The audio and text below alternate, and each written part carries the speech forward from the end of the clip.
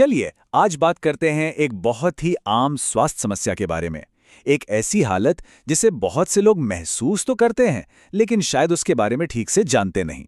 जी हाँ, हम बात कर रहे हैं एनीमिया की, जिसे आम भाषा में खून की कमी भी कहते हैं। तो आज हम क्या क्या जानने वाले हैं? सबसे पहले हम उस आम सी लगने वाली थकान के पीछे की असली वजह को टटोलेंगे।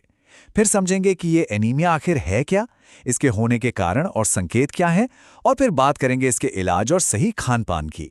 और हाँ, सबसे आखिर में ये भी जानेंगे कि डॉक्टर से कब मिलना जरूरी हो जाता है। तो चलिए शुरू करते हैं एक ऐसे एहसास से जो हम सबको कभी ना कभी होता है, थकान।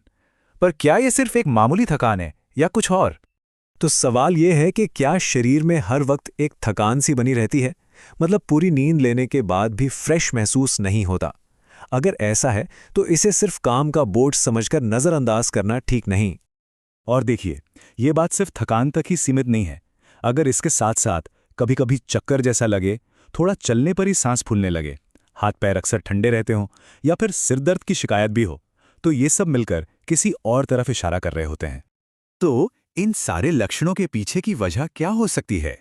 चलिए अब सीधे उस मेडिकल कंडीशन पर आते हैं जो इन सब के लिए जिम्मेदार हो सकती है। तो अनीमिया है क्या? देखिए, बहुत ही आसान भाषा में कहें तो ये वो हालत है जब हमारे खून में रेड ब्लड सेल्स यानी लाल रक्त कोशिकाओं की या फिर हीमोग्लोबिन की गिनती नॉर्मल से कम हो जाती है। अच्छा, इसे समझने का एक बहुत ही मजेदार तरीका है। सोचिए कि हीमोग्लोबिन हमारे शरीर की एक ऑक्सीजन डिलीवरी सर्विस है।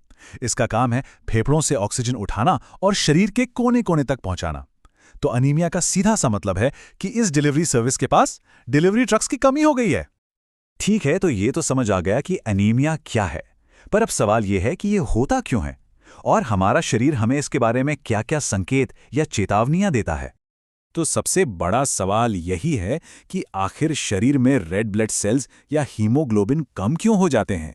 इसके पीछे एक नहीं बल्कि कई वजहें हो सकती हैं। मोटे तौर पर देखें तो एनीमिया होने के 4 मुख्य रास्ते हो सकते हैं। पहला और सबसे आम कारण है हमारे खाने में पोषक तत्वों की कमी, खासकर आयरन, विटामिन B12 और फोलेट की। दूसरा कारण है शरीर से खून का बह जाना, चाहे वो किसी चोट की वजह से हो या किसी अंदरूनी वजह से। तीसरा, कुछ लंबी बीमारियां जैसे किडनी की बीमारी भी एनीमिया का कारण बन सकती हैं। और चौथा, कुछ लोगों में ये जेनेटिक यानी आनुवंशिक भी होता है, जैसे थैलेसीमिया। अब इसके लक्षणों को पहचानना भी बहुत जरूरी है। देखिए, सामान्य लक्षणों में कमजोरी और थकान, चक्कर आना, त्वचा और होंठों का पीला पड़ना शामिल है। लेकिन अगर कमजोरी बहुत ज्यादा हो, बेहोशी जैसा महसूस हो, सीने में दर्द हो या धड़कन बहुत तेज चले, तो ये गंभीर लक्षण हैं और इन्हें बिल्कुल भी हल्के में नहीं लेना चाहिए। अब अच्छी खबर यह है कि ज्यादातर मामलों में एनीमिया को मैनेज किया जा सकता है, उसका इलाज मुमकिन है। तो चलिए अब प्रॉब्लम से सॉल्यूशन की तरफ बढ़ते हैं। जैसा कि हमने बात की, सबसे आम वजह है आयरन की कमी। तो इसका इलाज भी दो तरफा है।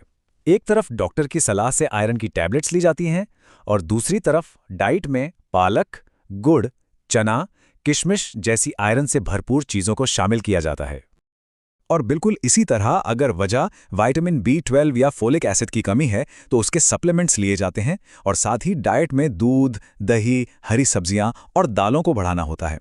यहाँ सबसे ज़रूरी बात यह है कि सही इलाज सही कारण पता चलने के बाद ही शुरू होता है। वैसे अपनी डाइट को बेहतर बनाने के लिए पालक, चुकंदर, अनार, सेब, सभी तरह की दालें और सूखे मेवे बहुत काम आते हैं। और हाँ, एक छोटी सी लेकिन बहुत काम की टिप, खाने में नींबू या विटामिन सी वाली कोई भी चीज जरूर शामिल करें। क्यों? क्योंकि विटामिन सी शरीर को आयरन सोखने में जबरदस्त मदद करता है। और अब हम आते हैं सबसे जरूरी और आखिरी सवाल पर। वो कौन सा पॉइंट है, वो कौन से लक्षण हैं जब हमें समझ लेना चाहिए कि अब घरेलू उपाय या इंतजार करने का वक्त नहीं है, बल्कि डॉक्टर से मिलना जरूरी है। देखिए, ये एक नियम है जिसे कभी नहीं भूलना चाहिए। कोई भी दवा, खास तौर पर आयरन सप्लीमेंट्स, बिना डॉक्टर से पूछे कभी नहीं लेने चाहिए। सिर्फ एक डॉक्टर ही बता सकता है कि असली वजह क्या है और दवा की सही मात्रा क्या होनी चाहिए। तो डॉक्टर के पास कब जरूर जाना चाहिए? अगर थकान और कमजोरी लगातार बनी हुई है और उसकी कोई वजह समझ नहीं आ रही, अगर सांस लेने में ज्यादा तकलीफ हो रही है या दिल की धड़कन अक्सर तेज रहती है, तो इंतजार मत कीजिए। खासकर प्रेगनेंसी के दौरान हीमोग्लोबिन कम होने पर या अगर किसी बच्चे में लगातार थकान और भूख की कमी दिखे तो तुरंत डॉक्टरी सलाह लेनी चाहिए। तो आखिर में बस यही सवाल कि क्या अपना शरीर भी कोई ऐसा संकेत दे रहा है जिस पर ध्यान देने की जरूरत है? अपने शरीर की सुनना और सही समय पर सही कदम उठाना ही अच्छी सेहत की तरफ पहला कदम है।